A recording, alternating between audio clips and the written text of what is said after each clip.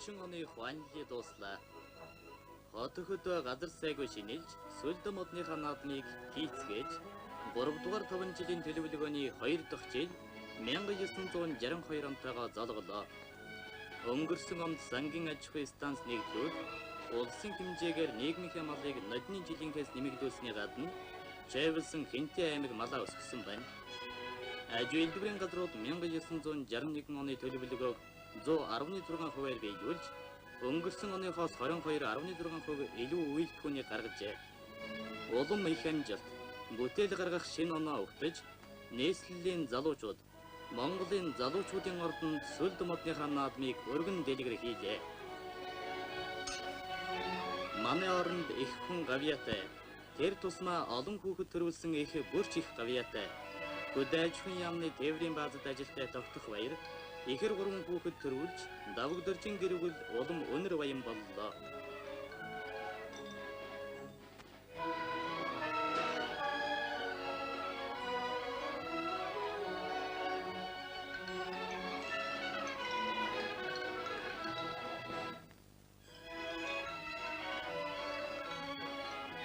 Давгдоржин гэрүүлд ирж байгаа шинэ жилтэйгээ золгож байгаагийн баяр, ихэр 3 хүүхэд төрсний баяр, ийм 2 давхар баяр болж байна.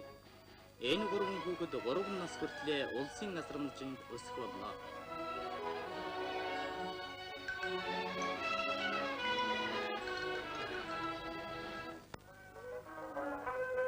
Улсын тэргүүний ухуулагч, суртал нэвтрүүлэгчдийн анх дугаар зөвлөгөөн дээр Монгол Ардын хувьсгал намын төв хорооны нарийн бичгийн дарга нөхөрцөнд тавьсан илтгэлдээ манай намын үжил суртлын ажлын зорилт бол социалист байгуулалтын эдийн засаг, улс төрийн зорилтыг хэрэгжүүлэн биелүүлэх үйлсд тус төхөм үзүүлэхээс илүү чухал юм байхгүй гэлээ.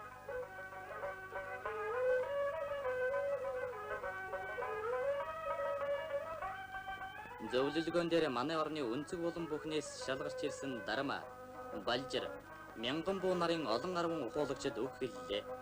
Намын 14 дугаар их хурлаас намын үжил суртлын ажлыг сайжруулах талаар тавьсан зорилтыг хэрэгжүүлэн биелүүлэхэд тэргүүний туршлагыг дэлгэрүүлж, үйлдвэрлэлд нэвтрүүлэх, хөдөлмөрчдийг коммунист ёсоор хүмүүжүүлэх, өдөр тутмын ажлыг хүчтэй болгохыг онцлон тэмдэглэж нөхөр Цэдэн Бал үг хэллээ. Энэ зөвлөгөөнд оролцсон Ховд аймгийн буян сумын 2 дугаар бригадын ухуулагч Дансал Норов орон нутагтаа ирээд ажиллаж байна.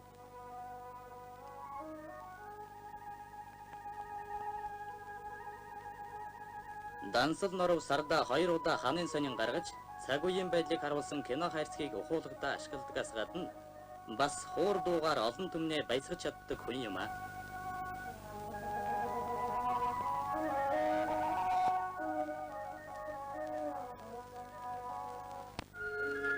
Орон нутгийн материалаар барьж байгаа төлийг хөрвийн аргаар байж болох 9 байр бүхий 600 хон төлөх багтаамжтай энэ өвлжөг Ховд аймгийн Ховд сумын Тарэлэн нэгдлийнхэн 3 хоногт барилаа. Эднэр тусвар 500-аас 600 хон төлөх багтаамжтай 45 өвлжөг 2 сарын дотор барихаар ажиллаж байна. Гарсан төлийг баг хөрвийн байранд 7, их хөрвийн байранд 20-с 45, дунд хөрвийн байранд 7-оос 14 хоног байрлуулна.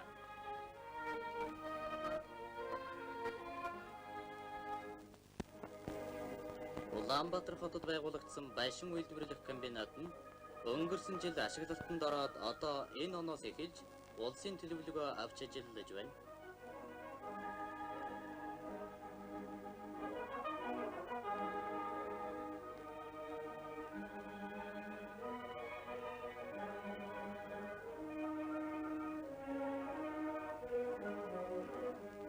Байшин үйлдвэрлэх комбинат нь жилдээ 3-аас 5 давхар 60-62, 80 айлын сууцны 70 мянган квадрат метр ашигтай талбайд орон сууцны барилгуудыг барих чадaltaй юм.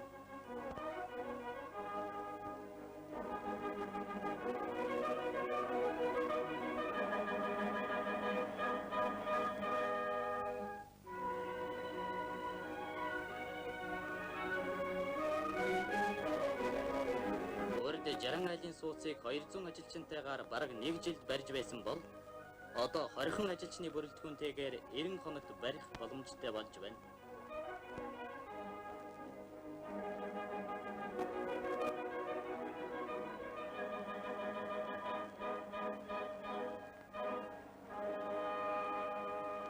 Эрүүлийн хамгааллын яамны харьяа улсын тослох соёлын амьдлыг саяхан нэгдэж ашиглалтанд орлоо. Манай оронд цоо шинээр байгуулагдсан энэ эмнэлэг бол төрөл бүрийн хор талбар өвчнөд урьдчилан сэргийлэх, түүнийг эрт илрүү зөв эмчлэх, хор талбар өвчний талаар гүйс судалгаагүй зарим асуудлуудаар эрдэм шинжилгээний ажил зохион явуулах ба хор талбар өвчтэй тэмцэх ажлыг тус улсын хэмжээнд дээр зохион удирдах зэрэг олон төрлийн үүргнүүдийг гүйцэтгэх, эмчилэн сэргийлэх ба эрдэм шинжилгээний байгууллага мөн юм аа.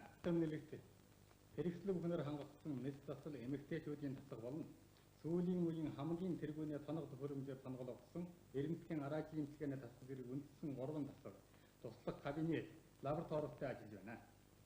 Манай оронд ангаах ухааны хамгийн залуу салбар болох өмнө өвчтэй тэмцэх энэ болмисыг байгуулж байгаа явдал бол манай анкри харт нам засаг ард түмнийхэн эрүүл мэндийг дахин хамгаалахын төлөө цаг үргэлж анхаарал тавьж өөрийнхөө оронд орчин үеийн ангаах ухааны салбар өхнийг амжилттай хөгжүүлж байгаагийн бас нэг тод илэрэл мөн юм аа. Хөдөөжихөн дэд сургуулийн мал эмнэлгийн төгсөх ангийн оюутнууд хичээлийнхээ чөлөө цагаар ингэж амарцгаадаг.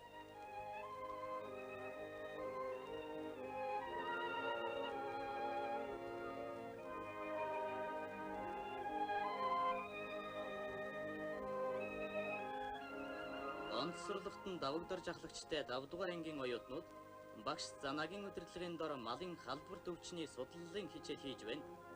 1962 онд энэ сургуулиас 60 гаруй оюутан малын их эмч болж манай орны сангийн аж ахуй, ардын нэглүүдэд очиж ажиллана.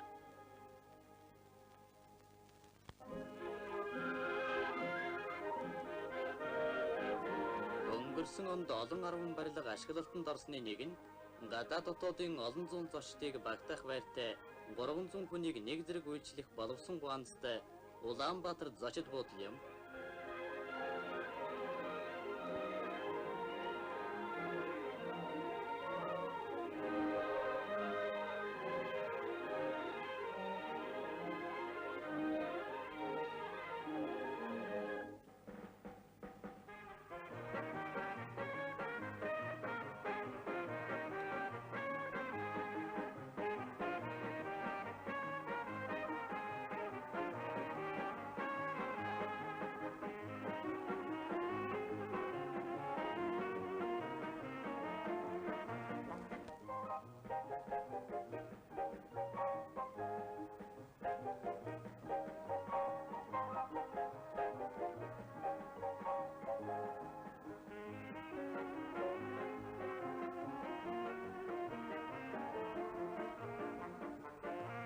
Саруулхан энэ гуанзны танхимд хөгжим сонсож, бүжиг хийж, дуртай хоолоо амтрхан зооглож, сэтгэл тавтай амархад нэн тохиромжтой.